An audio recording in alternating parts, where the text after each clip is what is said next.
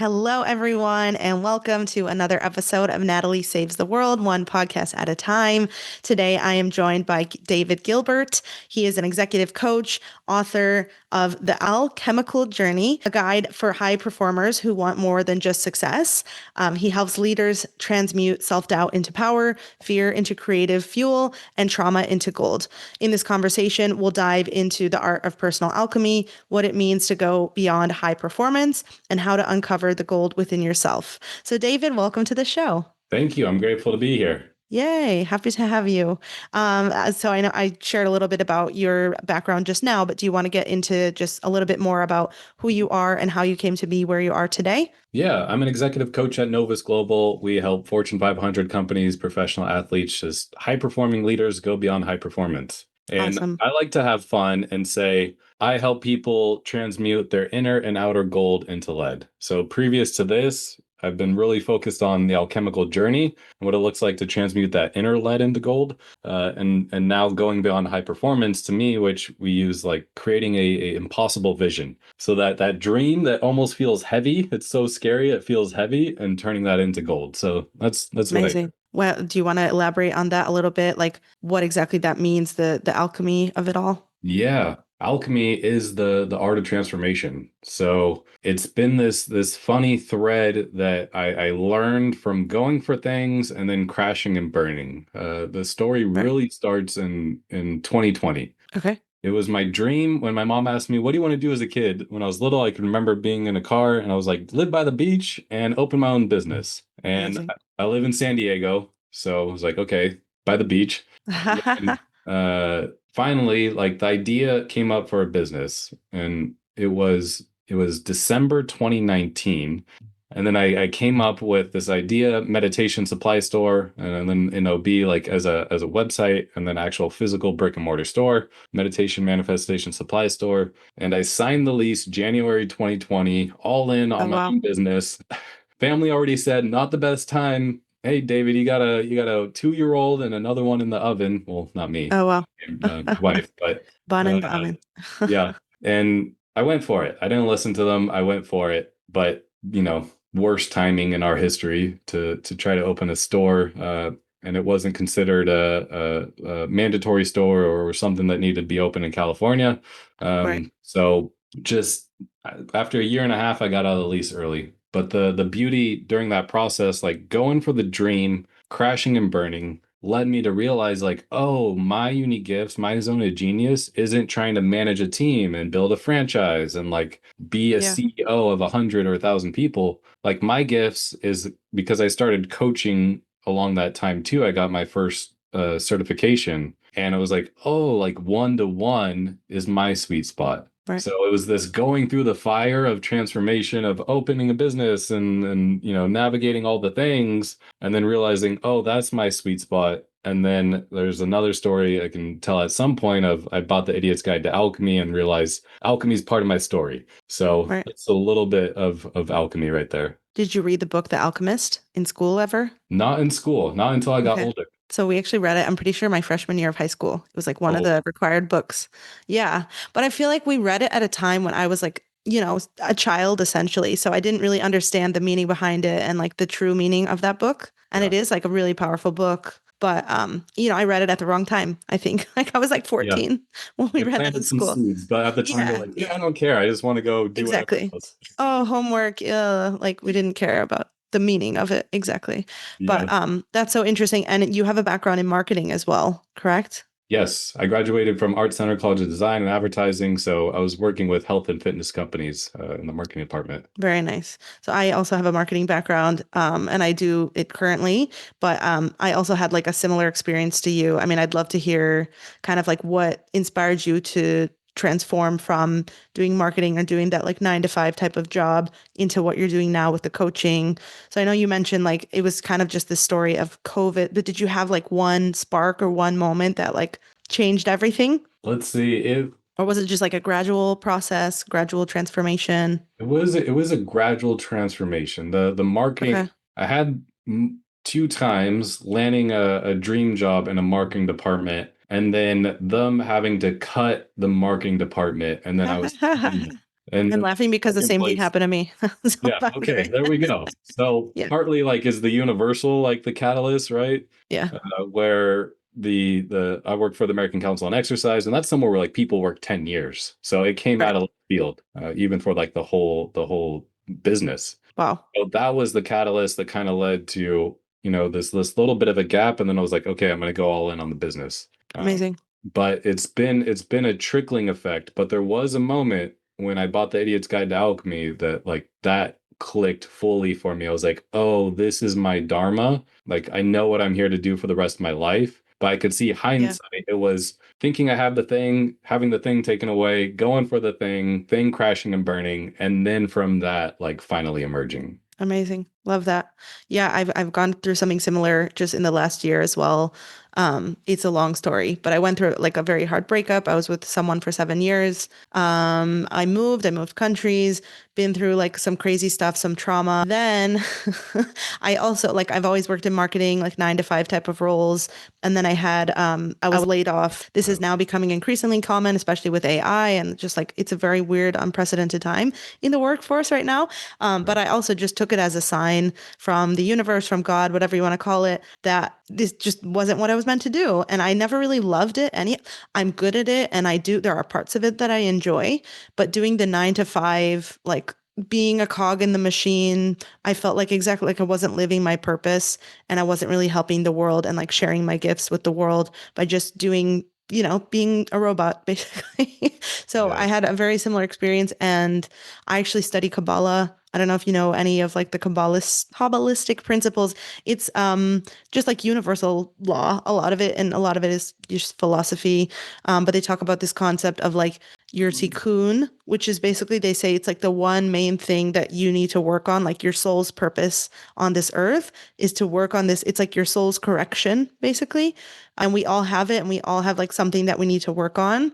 And in order for like our true purpose here to be revealed, we're going to go through challenges and hardships. And they're all ultimately like showing us our true purpose and what we're here to do. So I just took this all as a sign that like, wow, I'm not supposed to just be a cog in the machine. I'm supposed to do something else. And I think a lot of the times pain can be a huge motivator. Like when something really hard happens to us, it like we wouldn't be motivated otherwise to change, right? Like we're all just kind of stuck in the rat race, stuck in the matrix, if you will, like doing the same thing forever and ever.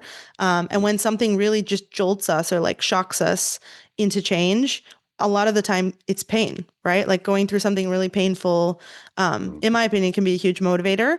So I just took it all as like a sign that it wasn't what I was supposed to be doing.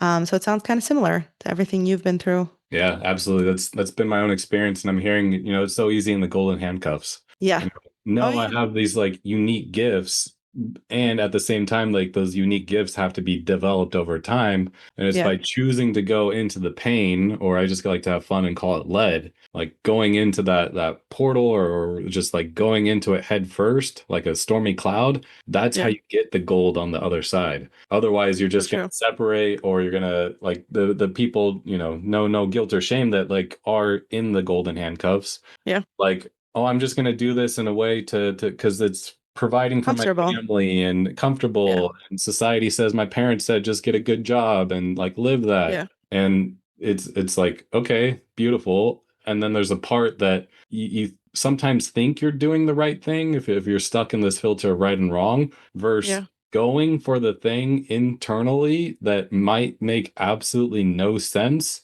Yeah. But when you go for that, that's when your gifts start to be expressed in the world. And it's like a flower blossoming. And then if you blossom, like you give so many more gifts and like, helping others and the reward fulfillment for yourself by doing that. So Yeah. it seems more selfish sometimes to go for those things, but actually that's the like selfless route because you'll have more to give others. Yeah, it's so true. Like the more we receive, the more we're able to give. And it's a cycle. And like Yeah. ultimately we receive this good so that we can give it to others and share it with others. Yeah, Yeah. so true. Amazing. Well, for listeners who may not know you yet, can you share a little bit just about that journey that led you from marketing into coaching and transformation? Yeah, yeah. So let's see. I could go back to my father passed away suddenly at the age of 11. Oh, The well, I'm so the sorry. journey I've been now, I've realized it made me ask two questions, a little bit unconscious. One, Mhm. I was aware of like what makes life worth living. And number two, this has been like an underlying unconscious thread, like why is life so painful? So I'd say that was kind of the catalyst of the work I do. And then early college time, going into the workforce was definitely the dark night of the soul for me. I was just going to school. I was isolated and lonely. And part of this tattoo I got on my sleeve was gonna Mhm. be Saint Michael killing the demon underneath. Oh, Uh, wow. Except I drew up in a way where I put a knight helmet. I like customized it to myself, and then underneath wasn't a demon, but it was Freddy Krueger because that's what I Mm. named what felt like a monster in my head that was just the inner critic and like would come in with negative thoughts and like steal presence and joy. So I made a declaration. I was living in Pasadena, going to school at the time. I was like, I made a declaration. I drew this up. Like, I'm gonna get it as a tattoo. That I'm gonna defeat this. And Amazing. I go into the tattoo shop and like show him like, yeah, I want to get on my arm so I could see it every day and like be reminded. And he looks at the drawing. He looks at the my forearm and like the sword is up high, like going down for the I guess the kill shot. Hmm. He's like, you know what? It's not going to look that good. Like the way that the sword is up, like on your forearm, it's going to look bent. Like actually, it'll look so bad, like I won't even put my name on it. Oh, wow. So I was like, okay, like, I just mustered up the courage to go in and like make this declaration. But the beautiful thing was I went back home and a little bit of time I meditated on it, and then I got the vision what I got today. So for the people watching, or I guess the Hmm. listeners, it's a Both. knight. It's It's both. kind of hard to see sideways, but it's a knight standing tall, and his hands are on top of the sword, Sword. and the shield's on the ground. And instead of a Freddy Cougar, there's a dragon that's 10 to Oh, wow. 100 times bigger, a black dragon. So I was like, okay, I'm going with it. And I got the tattoo. And then a little bit after that, I got my pilot's license because every man in my family has had the pilot's license. The Gilberts are crop dusters, so I got wings, Wow. pilot's license. And Wow. then later, I wanted to get this drawing of a woman slowly turning into a skull to just like acknowledge mortality, right? And that life's short. So when I went to that tattoo artist, it slowly turned into a Oh, deep wow. De los Muertos tattoo, and then there's red roses in her hair, and then there's one white rose in the middle. Wow. And to go back, this was the moment after going through the whole, getting let go from the marketing positions, then opening my own business, and then that crashing and burning, and then getting into coaching. I was sitting in my office here and I had bought The Idiot's Guide to Alchemy. I did not know much about alchemy. I've been into spiritual stuff, for a while, but not alchemy Yeah. specific. And I start reading it and I get about halfway, and then there's this chapter on the three phases of spiritual alchemy. And the first phase is the black phase, and it's represented by a black dragon.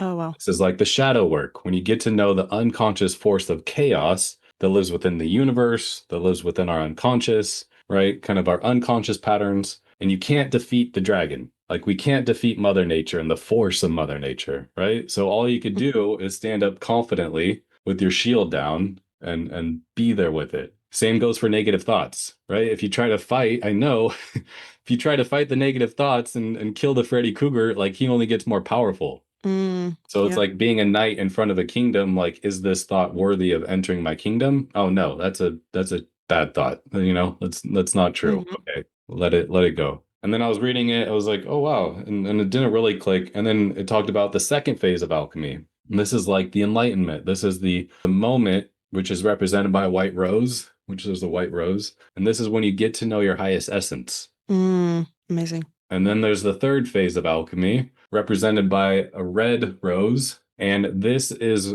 as you've gone through the process, now this is when everything starts to integrate. But in alchemy, they use a lot of different symbolism. But Hmm. this is also when the inner king and inner queen, which one way to say is the inner masculine and inner feminine, are, I'm careful to say burnt, but like almost killed, Fused. Oh, okay. purified first, and then fused. And then Hmm. that gives birth to the philosopher's stone or child. So this was Oh, blank wow. right in the middle, and I was like, "Whoa!" Because when I went to go get the tattoo, we just had a lady at the tattoo shop like be the model for the hand and just like hold the hair. And I was always going Hmm. to get it filled in black, and then I was like, "I know exactly what goes there: the philosopher's stone." And it Oh, was wow. just this total break your brain moment of like, "Holy guacamole!" My tattoo sleeve tells the three phases of alchemy exactly. Yeah. Like, this is what I'm here to do. So at Wow. that point was when I started to use my design brain with all the modalities because I've always been into like what makes life worth living, Hmm. and then like, peak performance and success mindset and all the different tools. So I brought it all together, the alchemical process plus how to turn like your traumas into soul gold. Because as I was growing, I would say from a high performer to a peak performer, and then also coaching people through and like seeing that it's those unconscious patterns or self-sabotage that it gets in the way. That's when it's like, okay, there's these traumas or just these limiting patterns, mental, emotional things weighing you down or holding you back. So how do we turn this into gold? Because that's when you're going to start to be your true authentic self. Amazing. Wow. And the first phase, you said the black phase? Black phase. Black phase. Black. Is that just like a hardship, like something really difficult happens to you, or is it just when you're Yes. unconscious or okay. It's like the dark night of the soul, or when life serves you something really hard or traumatic, Right. right? Like we were just talking about, it's the pain. Yeah. And this is where some people can get stuck in not wanting to go into the pain, but the pain is actually the pathway. Yeah. It's the catalyst to get you to change, or, maybe something hard happened to you. Like there's a potential superpower that you could develop by learning how to work through that pain. But Yeah. that pain is the portal, is the way. So we need the pain in order to reach that final phase. Yes, Okay. that's the first Wow. phase. It's the metaphor I give, it's like walking through a dark forest, right? Hmm. Dark night of the soul. It's like walking through a dark forest and you don't really know where you're going. And Yeah. then the second phase, the white phase of alchemy is like when you start to climb the mountain. And like eventually you get above the trees. And then if you keep climbing the peak, you'll get above the clouds. And then you'll like see the sun, the like remember your divine nature. And then it's about Right. bringing that back down the mountain, back into ordinary life. Yeah, I feel like I'm in that phase right now, the second phase, because Yeah. I went through some very, very hard things in the past year, like probably the hardest ever in my life. But now I'm starting to see the other side and starting to see like my true purpose and Yep. why it all happened. But I think when we're in the moment and we're in the thick of it, we can't see the bigger picture Nope. sometimes. You're in the forest. You're in the dark forest. Yeah, It's yeah, part of the journey. It's part of the alchemical journey. So just exactly. that's it's like if you ever see the hermit, if you're into tarot cards, right, the archetype of the hermit, he just got a little lantern. Like you're only focused on what you could get through in that moment. And that's Right. okay. It's part of the journey. Yeah, like what's right in front of us, but we can't see exactly the forest through the trees. Yep. Exactly. Wow. Okay, so interesting. And you said that you've realized traditional success can still leave people unfulfilled. What did that look like in your own life? Yeah, it was there was a point where it was like, wow, I'm living in San Diego. I'm doing the coaching. I found my dharma, and there Hmm. was still moments of like catching the negative thoughts really pop in and like not just like receiving to Hmm. some regard, like everything. So it was this moment like, oh wow, you could have all the things and like you can be like, wow, I'm living the dream life. And then there's also a phase, this is some people don't have the fulfillment along the way, right? Yeah. Since I like to like tie in even more like why alchemy meant a lot to me was at no fault of their own. My parents divorced when they were 3 or 4. Hmm. When I was When three you were or three or four, four. yeah, yeah, yeah. Yeah, That would figure. have been wild. Yeah. So during that, going through my own, process of transmuting trauma into gold, I realized, oh, that left me feeling powerless and voiceless, Hmm. right? So finding a profession, it doesn't even have to be a profession, actually, finding a way of being in the world where I get to help people feel empowered while Yeah. I explore powerful tools of transformation gives me gold. And there's Amazing. some people who, back to the golden handcuffs, don't even go into their unconscious patterns yet Yeah. because they're just doing what they need to do to survive, Yeah. right? Or they think is right. So What they were told. exactly. Actually. And then Yeah. this is great because there's some behavior adaptations that can get you what you want in the physical game, right? And material success. Hmm. But those are the people who get there and then don't have the fulfillment along the way. But Yeah. by going downward into yourself on that inward journey, so it's also just getting to a place where like, wow, you could have all the things, and then there's still these like, negative thought loops or like just getting stuck and like what's going on. So going through that process again of what are you like the Here to awareness do. within yourself, what are you here to do, but also what do you want to be committed to, like what do you want your life Yeah. to be from this moment on. It comes back to alignment. Exactly. Yeah. Amazing. have gone through all of this. Yeah, I think like a lot of people are just living very unconsciously, right? Like if you look around at like just the average American person, like or anyone, right? They're just kind of living empty lives in a lot, like unconscious lives rather. Like they're just kind of going through the motions again with the rat race, whether that's, working some job they don't like just to pay the bills, or I don't know, just watching football or like just doing a lot of consumerist Social media. unconscious things, social media, absolutely, and living this very unconscious life.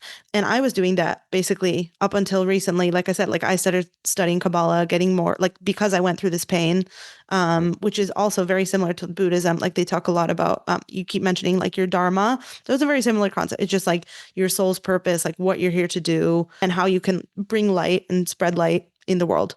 And I think a lot of people are just not even aware of it. Like they're just living very unconscious lives. And maybe like, so I think exactly like it's so interesting to me, just like I'm kind of going through everything that you're saying in this alchemy process currently of the only reason that all of this happened to me was because of this massive pain that I went through. Yeah. And I think maybe a lot of people only get to this stage through pain. Is that correct? Or like, do they have to experience some major shakeup or some major form of pain in order to even be aware that they're living this unconscious life? I'd say that's one of the biggest catalysts because us Yeah. humans love our comfort zone. So we need Yeah. a lot to get us outside our comfort zone. Right. Now, there's I'm blanking on his name, but it's like a Japanese term. There's the way of waiting for that, but there's also Hmm. choosing growth. So I'll say, Yeah. and anybody has the possibility to choose growth in the moment, right? You Yeah. don't have to wait for the catalyst. Now, the first phase of alchemy, they tie in elements with every phase. The first phase is fire. And if you do know Hmm. tarot cards, it's the burning of the towers, so like burning of the buildings, right? So it's like the fire coming to burn away something that you thought was, Your path. yeah, path, or even just like Yeah. just truth, right? Like, oh, I Hmm. thought I was gonna have my parents for my whole life, and then it Yeah. just oh wait, no, we're all mortal beings. Like it could be taken away at any moment, right? Yeah. So it burns down something, a belief system you have that's not true, that will like bring it back to truth, and that's something too that if you're unconscious and there's no like level of like better than in this frame, but like if you're unconscious, you're living other people's belief systems because you Yeah. never examine your own belief systems. So So true. the catalyst is beautiful because it gets us to move. And if you're listening to this, you're like, I don't want to be a puppet on other people's belief systems. BS. Yeah. Okay, you can choose transformation in this moment, right? It's like the fire of divine transformation, like can be a choice as well, a conscious choice. So it doesn't necessarily have to be that they experience some major pain or major trauma for all this It to doesn't, ignite. Okay. but that is one of the Usually. biggest ignitions. Makes sense. Yeah. Yeah, makes a lot of sense because, like you said, we love our comfort zone. We love our comfort. I think there's just so many people. I mean, I'm thinking of just people I know who want to do, they want to do the same thing forever. They don't see any issue with that. They don't see any need to grow or change. They want to do their same routine basically for the next 40, 50 years. And for me, I like can't fathom that. Why Yeah. would you want to stay the same forever? And I think the biggest thing for me with this whole journey that I've been on is this concept of certainty and uncertainty. And I Mhm. think that there's a lot of comfort in the supposed certainty, right? Like Yeah. people want to know like what's going to happen tomorrow. They want to know what 10 years is going to look like, etc.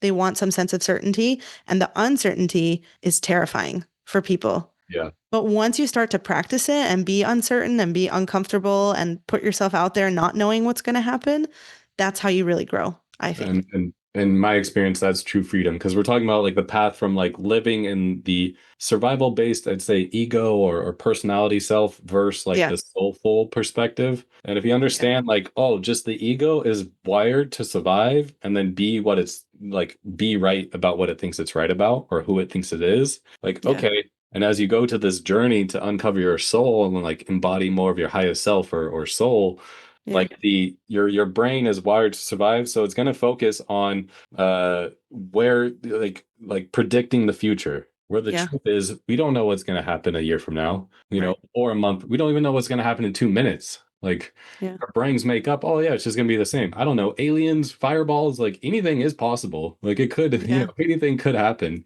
Yeah. And if you get into the spiritual side of things, like there is only the now. right? The past and the future is just like something that lives in our minds. So if you can come back to that place, like uncertainty, it can be like riding the greatest wave of the cosmos if you can relax into the uncertainty and the unknown. Yeah, so true. Exactly. And like a lot of it is out of our hands. It's up to God, the universe, whatever you want to call it. It's all, so much of it's out of our hands. Like we want to control the outcome of everything. We want to have this like, if I do X, then Y is going to happen. But we don't know. Like it's totally out of No. our hands.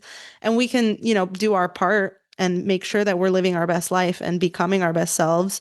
And help others and help, share that light and spread the good, but so much of it's out of our hands. And so anyone who thinks that like there's certainty is totally wrong. I mean, we can't know what tomorrow's going to bring. Okay, so what made you decide to write the book itself, The Alchemical Journey? Yeah, it was really for clients that went through the one-to-one journey I created. So I Okay, created a 2.5 day nice. experience where I walked them through every phase of alchemical journey.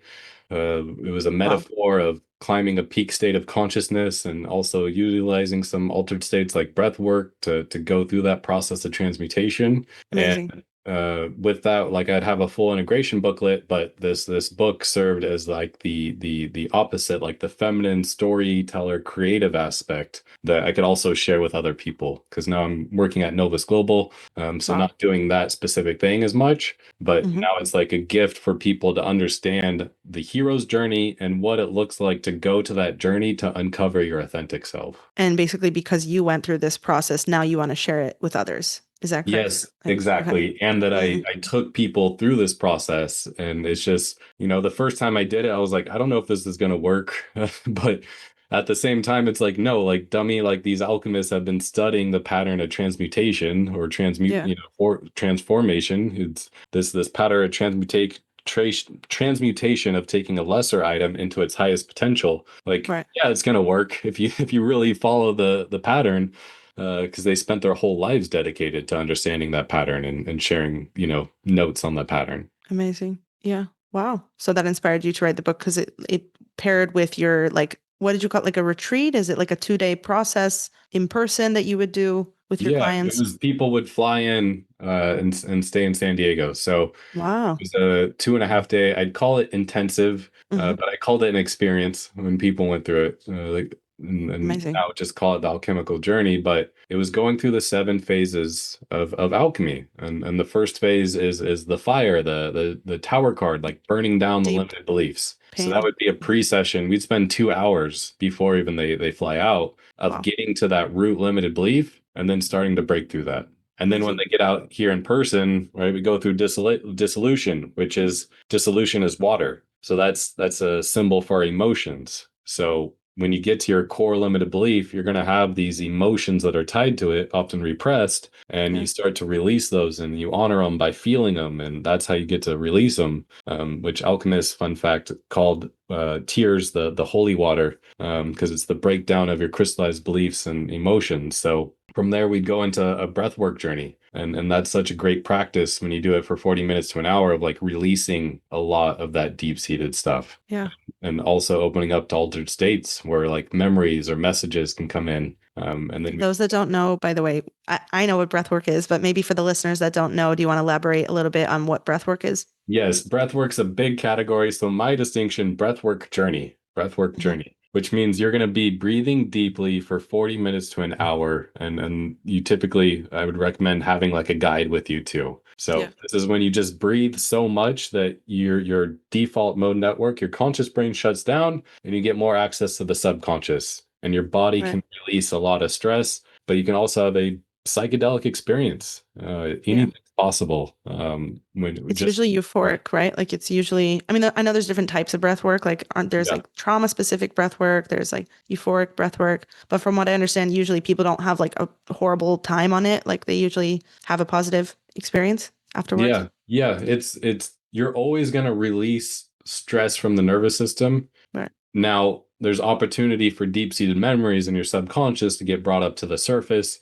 But if you're walking the path of self-discovery, like that's just the next thing for you to work on. So it's actually a gift. But for some people, like you get a room of, 40 people and there can be somebody screaming, there can be somebody Yeah. crying, there can be somebody laughing, and then there can somebody that looks like they're asleep. And it's just Right. everybody has a Or like different numb. experience. Right. There's like physical sensations from it, and then there's the like subconscious.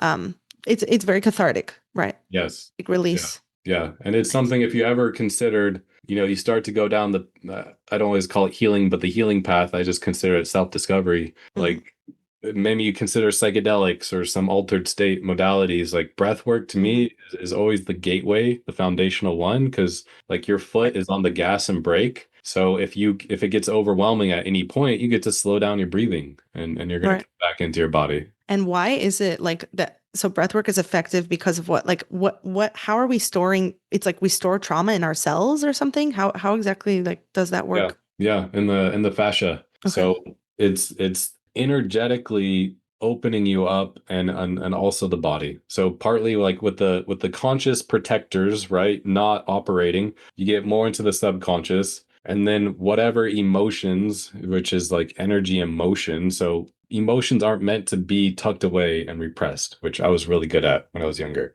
And this is Mm, where they can create, now we're finding out that it can be in the tissue. So like the fascia wow. holds that. And really to get deep for a second, like what we want from a spiritual standpoint is our natural essence to flow through. And Right. like for that to just be a clear channel. And to use my good brother Idan Shibzir's example, is like what happens is we get these rocks. And these rocks are like these energetic blocks. And this is Yeah. where, for example, it could be a limited belief. I'm not worthy, right? Something happened as Hmm. a kid. You just take on this belief, I'm not worthy because of yada yada yada. You're a kid and you don't know better. We're human. We all have our own version of this. Usually it's like from experiences or parents or yeah, like Yep. external forces. Yeah. Yep. So you have this rock. I'm not worthy. And what happens is, because that's a subconscious thing, like it's like a river and you throw a rock in the river, and then when the water hits it, there's splashes. And these are the negative thoughts that pop up, right? You go have a talk with somebody and like you get really like anxious and nervous and you don't know why. Well, that splash of thoughts of I'm not worthy got activated.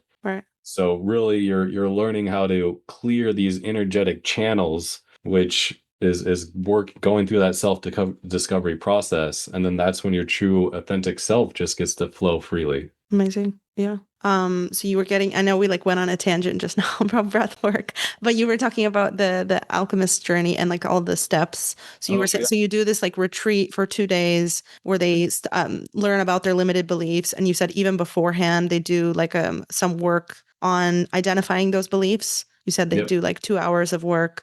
And then what exactly did they do when they come to San Diego with you? Like they do, so some breath work, obviously, as we've discussed, but what else, like what goes into the rest of the process? Yeah, so the next process is separation. And Okay. this is when we would walk to Sunset Cliffs and I'd give them a weight symbolizing the lead. Mm, And like tell people as they go on this walk, they do it silently and they're holding this lead, which we've uncovered is their deepest mental emotional wound. And that's what we're going to turn into gold. So wow. they carry this lead, and I just like to use the frame of the hermetic and like alchemist kind of point of view of like we have a physical body, a mental body, emotional body, and then you could say a spiritual body. So like think about how it's weighed you down, physically, mentally, emotionally, and how you've been carrying this. And then we go to Sunset Wow. Cliffs and we do a version of a despacho ceremony, which is when you Wow. take an offering and you give it to Mother Earth. Mm, In this case, we also do a Ho'oponopono prayer, the ancient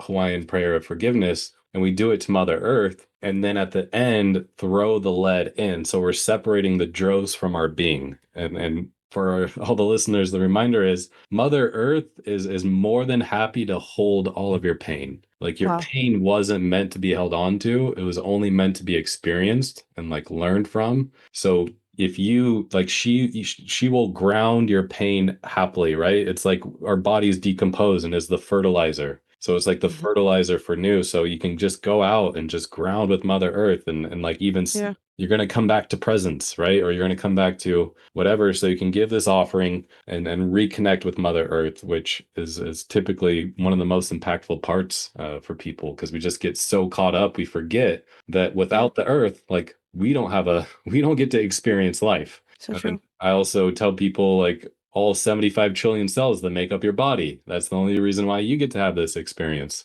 right? And then because of the elements, the five elements of earth, Wind, water, fire, and air. Air, there we go.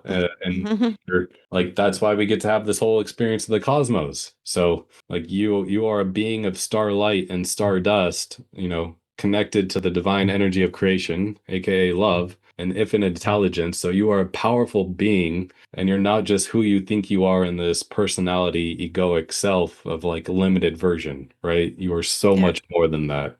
So that's a big part of day two. Wow. So they carry these, like you said, it was lead or like rocks or something, and they Yeah. release it into the ocean. Yeah, it was originally rocks, and then there's these little weighted vest things.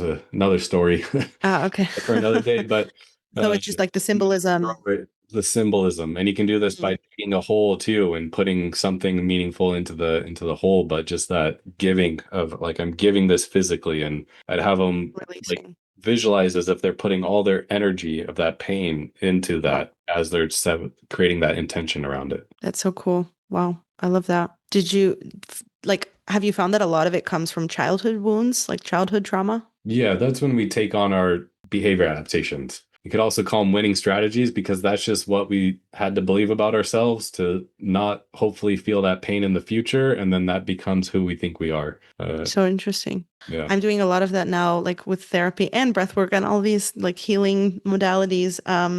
Because one of my biggest issues, and I think for many of us, is just like our childhood wounds affect us so much as adults. And we don't even realize it. And it's so much of it is just subconscious for so many years. But like, yeah, so now I'm trying to do like a lot of inner child work, healing my inner child. And I feel like it's affected me so much as an adult in all my relationships and all of my like patterns. Yeah, like you said, those limiting beliefs, at least for me personally, really came from my childhood. But I imagine for others, it's probably quite similar. Yeah. Yeah. And this is where I like to remind people because it could be like, oh man, all that stuff I went through, like you also developed some type of superpower during it, right? Yeah, Because your winning strategy, like you showed up, it changed how you be your behavior. So yeah, like there's also superpowers with it. And then it's just how do you not let that pattern like hold you back from what you want to create in the future and loving yourself, amazing. like Yeah, acknowledging that. So that's where when they come back, then it's like a heart opening kind of ceremony and it's wow. like internal family systems, it's inner child, it's inner higher self or inner king, and like bringing all those parts in,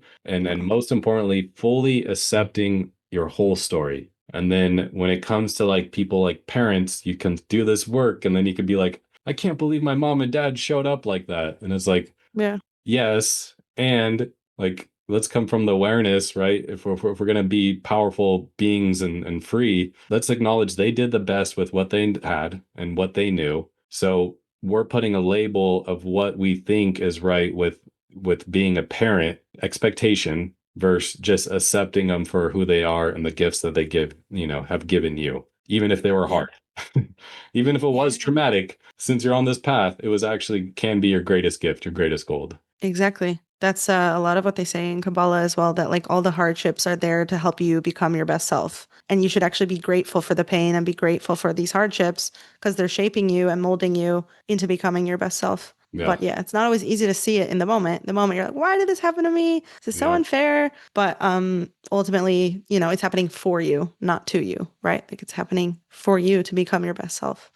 Amazing. Well, talked about like what the alchemical journey is, right? Like is it essentially just like those three steps that we talked about? Yeah, so it's The- like think about it of three phases and then like seven steps like in those phases. so So the three phases, it's the black phase. the black, right. Seeing the forest through the trees, like when you're in the darkness. Yes, getting in touch with the unconscious parts of yourself and acknowledging there's forces of chaos that are just part of the cosmos too. And then the second phase is when you're kind of like climbing up that mountain, you said? Yes, and getting to the top, and it's like the enlightenment, right? You get glimpses of your higher self, you get glimpses of what's possible for your life, you Yeah, get glimpses of how there was actually growth or beauty in the trauma that you went through, or you get connection or glimpses to a higher power. amazing. And then the third phase is you said the king and the queen, like Red the phase. masculine, feminine. What Yes, was it so called again? Sorry, the third phase? this is the red phase. Red. Okay. So So it's black, white, and red? yes. Okay. And the red is like when the masculine and feminine unite within us? Yes. So another way to think about this when it comes to limiting beliefs, like you've showed up in some pattern your whole life, of some certain way, and then you break through, and then there's usually the opposite missing. So I just took somebody through a session recently, and her core thing was I don't matter. So Mm-hmm. from a place of I don't matter, and also grew up in a lot of like scarcity and just survival based living, like play wasn't something, like play is totally foreign to her, Wow. right? So her opportunity in breaking through now is like, how do I bring this into balance, this once constraint, by embracing play? Which for Wow. her is going to be really hard at first. It's going to be like, I don't even know where to play. Like I just go blank. Like I don't even know Yeah. what to do. So it's finding that opposite. Maybe as an example for listeners, like you're like, what are you talking about, masculine, feminine? Think of Mm-hmm. masculine as like the do, or create, or like, getting into future vision and like creating that. Whereas the feminine is the one who's being, creativity, like just in the Feeling. moment, feeling, right? Where Mm. the male is like, or the masculine is like the consciousness, like head. So also too, Interesting. are another way to say, are you a doer? Or are you somebody that just kind of natural bees, right? Are you like a type A, I gotta go, go, go? Well, their growth Mm. opportunity is to actually learn how to be, so Right. they don't burn out. Or if you Yeah. just be, like, okay, you need a little bit of structure and Do. discipline to go create what you want to create out of life. So it's bringing these parts back Oh, in. wow. And we all have masculine and feminine in us, even though we are Right. typically polarized in one. So it's just bringing that in balance so you can go create the life that you want. Amazing. And when it comes to like applying this to real life, real life setting, how do you use alchemy as a framework for growth? And what does it teach us about transformation? Like, let's say you're working with like one of your coaching clients who's, I don't know, some executive in some corporate company. How would you use that to help them grow? Yeah. Or just in general? It's a big question. Well, the when the executive coaching gets connected, it's like, okay, the Hmm. vision is where we're going. So what transformation in the mind, and then of of your being, from like a way of being in life, do we need to transform? Because typically we'll get focused on what do we need to do, Yeah. right? And there's this model of be, do, have. So if we Hmm. get focused on what we need to do, or like what we need to do, and then that's going to lead to the having, the outcome. Yet the Right. deeper transformation is coming back to we're beings. So from a state of being, who do you need to be that Right. having like will come natural because you'll just do the things. Right. So if it's outcome focused, then it's purely about, okay, how do we disrupt the thinking that's getting in the way and the blind spots from getting to where you're going? And then if it's like true transformation, okay, well, let's sit in the deepest blockages you have, those rocks, from your Right. authentic self just flowing right now. And how do we get to know those? And by bringing our conscious awareness to them, then it's just like from there, it's just practice on Right. overcoming them over time. Wow. So cool. Love it. So you faced childhood loss, depression, addiction, and adversity.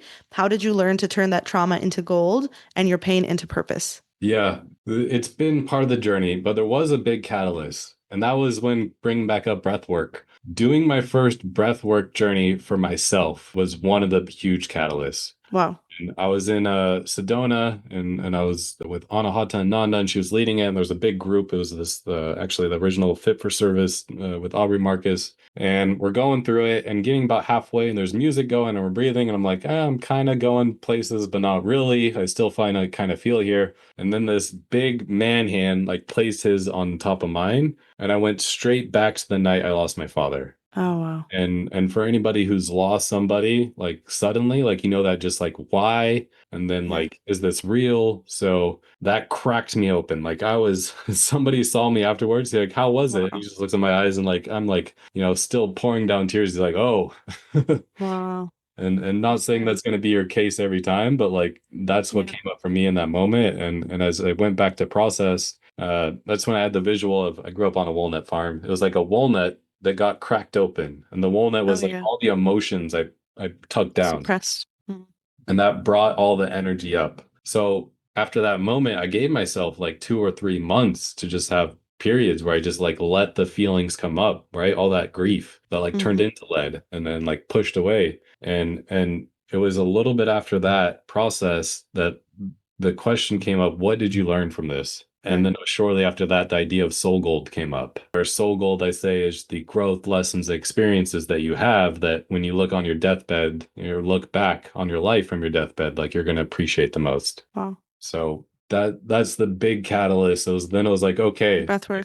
how do we continue to transmute this everything that you go through into empowerment and gold? Amazing. Yeah, that's one of the best ways we can help others, right? Because I think nobody's going to change if we try to force them. It has to come from Oh, within. It has to yeah. come from doing that inner work and reflection. And Yeah, I think, and as you go in the healing journey, it's such a because I've been there. Like, I yeah. got my wife, and you go through a big transformation. You're like, I'm new, and like, you should do this too. And then they're like, okay. Like, first of all, I've known you for so long. I don't believe you. Second of Yeah. all, you're telling me that I'm not okay as I am, and I need to go do this thing. Yeah. Versus, like, I give people a reminder, the alchemical journey, going up a peak, and you come back. It's about embodying it on Monday morning. And then you're Right. creating space for people to see that transformation in you that then inspires them to want to do it. Otherwise, like you said, you're going to get pushed and then you're just going to get pushed back. It's the same with the negative thoughts. Yeah. So true. And all those little forces, like you said, like, yeah, the negative thoughts can just like, I don't know, derail our growth and our progress. Yeah. Yeah. And what's been the most defining moment of your life in shaping this work? Ooh, just uncovering the alchemical journey has been the most defining moment. And it's been this golden thread I pulled on a lot of my life, right? Like where I realized I asked the unconscious question, why is life so painful? Yeah. In high school, I was selling t-shirts and there was going to be this brand Golden Lifestyle. And like Golden Life always stood out to me. It's the Hmm. name of my LLC. And like it always reared its head through like my whole life. And then it wasn't Hmm. until I discovered alchemy and my tattoo sleeve tells the story of alchemy that I was like, oh, no wonder it's golden life. Like we're taking the lead and turning into Turning gold. into gold. So it's a mix of like the steady pulling on threads of things that don't make sense, and then you kind of forget about it, or I did. And from there, like those big catalyst moments, a lot of them that I shared, and then just Yeah. other awakening moments that it's like, okay, there's power in the universe and intelligence that's much bigger than me. And then you Yeah. have those own experiences as you go through your growth. And that's when you get to settle into the unknown and Yeah. not be so scared about it. So it's like there's some big catalysts that come along the way too. So true. But it has to happen for us to realize it, I think. Yeah. What Yeah. about you just mentioned the concept of like why is there pain in this world? Did you come to any conclusions about that? Oh, yeah. Pain is a building block of reality, right? Of physical Hmm. reality. My own perspective is we're timeless, boundless, energetic souls that come into form to experience growth and lessons. But pain is a building block of this reality. But the pain is the polarity that creates the beauty, Mm. right? So Right. this is where like the pain of losing a loved one like transformed me at 11 where I was like, you know what? Like you could get all the money, but it doesn't even matter, right? Like money is this made up thing. Like I was thinking about that at like a 12. Yeah. Verse like that pain, now I could have a meal with just some of my best friends and just sit around the fire and that could be the greatest gold because I've known the opposite pain. So this Yeah. is where no matter what you've been through, you have the opportunity to experience the opposite. So anybody that like I am in the dark night of the soul, I'm going through so much. Yeah. Well, beautiful, what you're going through, you have the ability to transmute and you're going to appreciate and feel an insane amount of joy if you've been in despair, right? Like Yeah. that potential is there for you if you keep walking the path. So true. Like the opposite level of the light versus the darkness. I think Exactly. also like the phrase it's always darkest before the dawn, right? Like it's always somehow like the darkest moments often are like right before something amazing is going to happen. But Yeah, we and have that's to the go black through that. phase into white phase, right? Yeah. That's the light at the end Yeah. of the tunnel. Totally. Yeah, I agree. Well, what is soul gold and how can people begin to uncover it? Yeah, soul gold. So it's the lessons, the growth, the experiences that you go through. And in case Okay. you forgot, you are the only story in infinity of eternity. So like your True. story is sacred. So just like the whole theme we've been talking about, your greatest pains, which you could say is like mental and emotional lead, like that Yeah. is your soul gold. Because only my own perspective, but if we're these souls coming into form, well, it's by learning how we're not love and like learning our path back to love. That's how we get to know love on a deeper basis, which I believe is our inherent state, right? So true. Yeah. That's what they say in Kabbalah as well, that like the universe wants to give us good, wants to give us the light, the joy, the happiness, but we're in our own way. And like a lot of the time we're the ones like blocking it from ourselves. We Yeah. have to learn how to receive the good, how to get the good. Well, you work with a lot of high achievers, so executives, entrepreneurs, leaders, etc. And even they get in their own way, kind of going off of that. What's the biggest barrier that you tend to see? Okay. The biggest barrier from high performer to peak performer is the unconscious patterns. Because if you don't know how you Mm-hmm. operate, it's the whole know thyself. If you don't know Right. thyself, both biologically and like your personality and kind of your default patterns, like they're going to get in the Right. way. And then going from a peak performer, which now meta performance is another level, it's to acknowledge that you are always going to be blindsided to some parts of yourself. So that's where when we coach people to go beyond high performance, the next level, it's the gift of direct feedback and simultaneously like I'm committed to showing up in this way. And Mm-hmm. if you truly are, feedback is a gift. True. Where otherwise, if you don't go in the process, like feedback could feel like somebody attacking you, right? But if you're Yeah. so committed to the vision that you'll do whatever you become, whoever you need to be in order to create the vision, like feedback Yeah. is the gift that helps you transform to show up in the way you want to. Amazing. Yeah, so true. I think a lot of people get defensive when it comes to feedback, but ultimately, a lot of the time, people are giving it from a place of love. Like they're giving it because they want to help, That's but the we key take it thing. as, yeah, yeah, Yeah. yeah, When it's coming from love. Love, we call it fierce advocacy. yeah, And sometimes it's going to hurt because it's going to stir up your yeah, deeper patterns. But if you really are committed to showing up in a certain way or creating something, that fierce advocacy is going to call you up and call out where you're not showing that way, or at least their yeah. experience of you. So true. Totally. So, how do we go beyond high performance into real transformation? Yeah, yeah, and I'm going to apply the meta performance model because that's what I was just talking about, going from peak performer to high performer. Yeah. And this is to know, like, as you go through this process of self-discovery. So our brains operate in a way where we're going to create certainty in the future by gaining evidence in the past. So Okay. this is all to say, we believe that every leader vastly underestimates what they're capable of. And if I were to like go underneath the hood of why, it's because your brain is taking the past evidence to predict what's possible for you in the future. So if you Mm, want to go beyond what you're capable of into meta performance, first we need a vision that's so big that feels impossible for you. So if you're to interesting. remove all your filters, you have all the limiting filters of who you think you are, but if you remove those, like what's that dream that would be so real and rewarding? And then it's having the tools to go live in commitment to become whoever you need to be in order to create the dream at hand. Wow.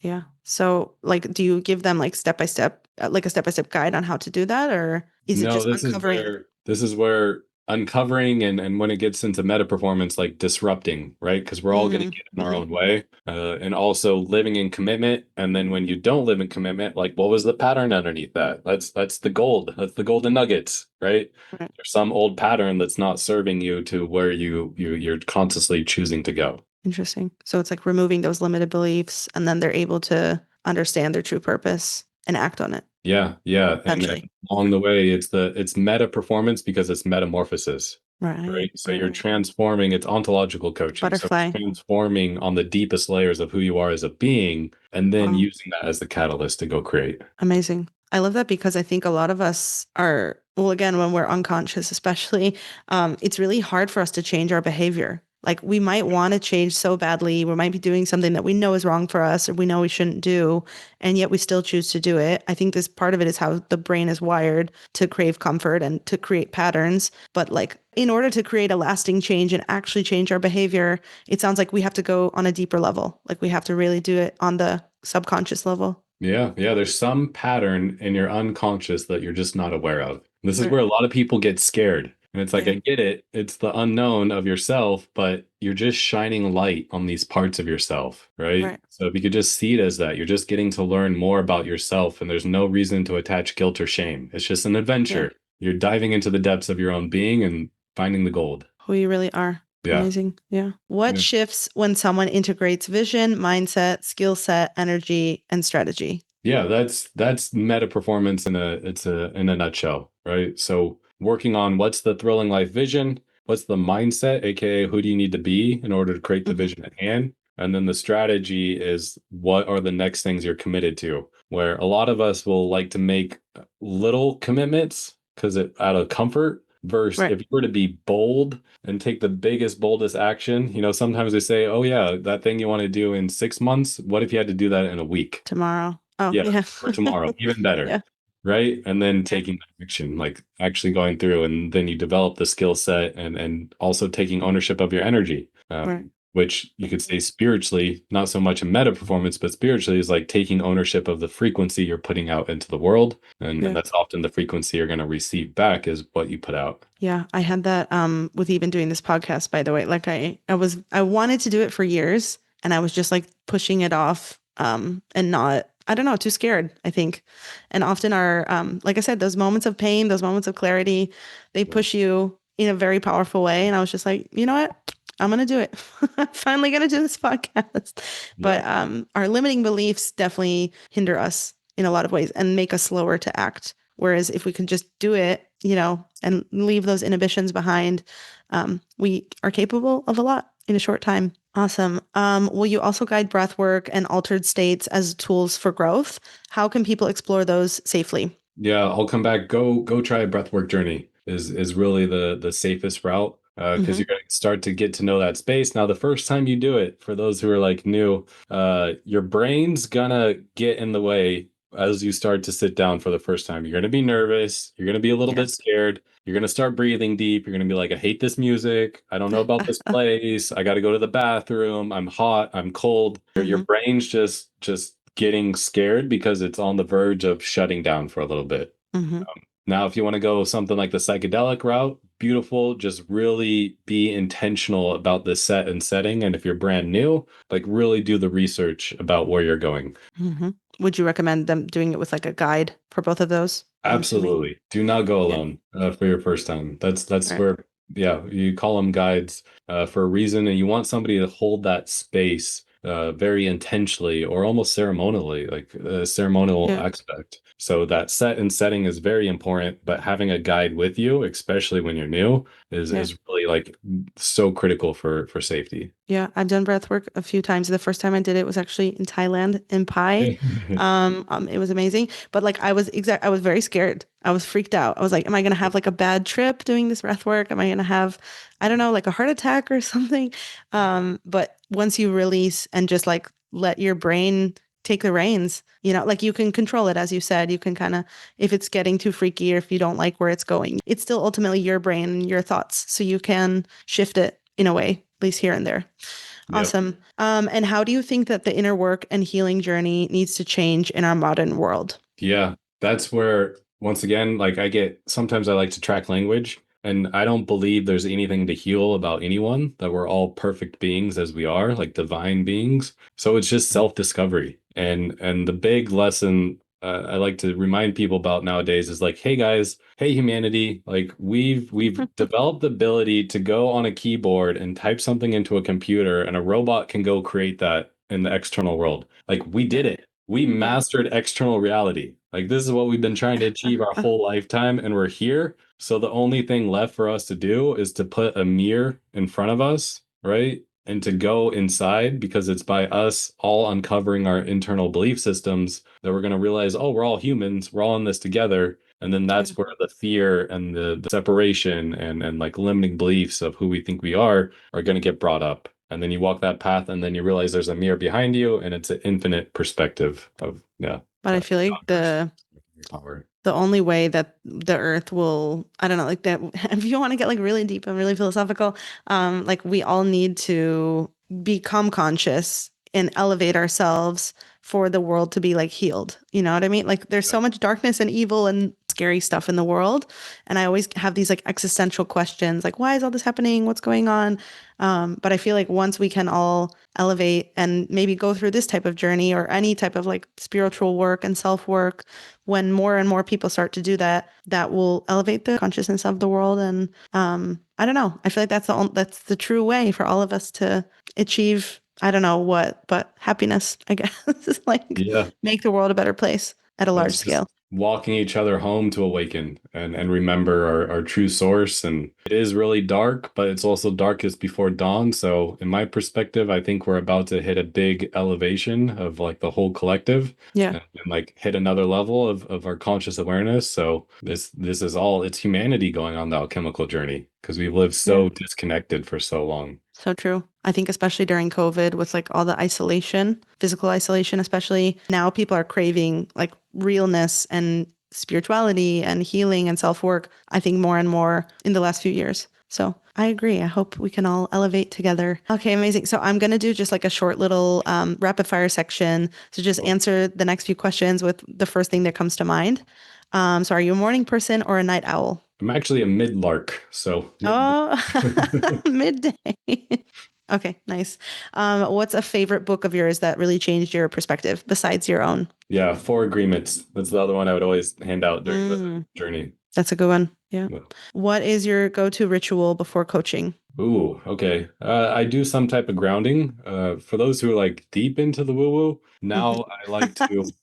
I'm a little into the woo-woo. I'm not like so, but yes. Okay, so we're just gonna go really deep for a second. For all energetic beings, we're all beings of frequency. My perspective more true than who you think you are. I'll try to Mhm. tap into the energy and get a couple words or intentions of what they could use right now. For each client, like before a coaching session. Yeah. Okay, nice. But also it's just shutting down the mind and just getting clear to be as present as possible. Amazing. Very nice. What is one word your daughters would use to describe you? Daddy. uh, Ah, I besides that, maybe. I think caring. I would hope to say fun. Yeah, very nice. You seem like both of those. And what is the most adventurous thing that you've ever done? Most adventurous thing. I'd say backpacking Europe out of college and just going through the all around the world. Very nice. If someone feels successful on the outside but stuck on the inside, what's the first step toward transformation? Yeah, it's the reason why I have this golden background, right? Not just the Hmm. alchemical journey, but the thing is the gold you seek is already within you. Mm, right. So it's going on that journey and that fulfillment is by going internally, you're gonna find that. And what's the ultimate takeaway you want people to get from the alchemical journey? Yeah. Once again, the gold you seek is What we just within said. you. And then also I'll say, like, this is one of the greatest times to be alive, even though it could feel like the darkest. Yeah, Just remember, like, there's so much beauty, and the more that you do this process for yourself, the more you become a light for others. And it's my belief that like putting out that light and that frequency is what helps others awaken. And if we can all collectively awaken, like this is how we create massive transformation in the world. so true. Love that. Well, David, thank you so much for this powerful conversation. For my listeners, where can they connect with you or dive deeper into your work? Yes, if you want to read the book, The Alchemical Journey, you can go to goldenlife.com. It's also on Amazon. And then my Amazing. personal work is davidggilbert.com. And you'll learn more about the executive coaching I do there. Okay. Well, thank you so much for your time. And thank you all for listening to Natalie Saves the World, one podcast at a time. We didn't save the world today, but we had a really interesting conversation about alchemy and how to find your true self and how to turn hardship into gold or pain into purpose. So thank you all so much for listening to this episode. Don't forget to subscribe, leave a review, and share it with someone who could use it in their life. And thank you again, David, for your time. I really enjoyed our conversation Absolutely. and have a wonderful day.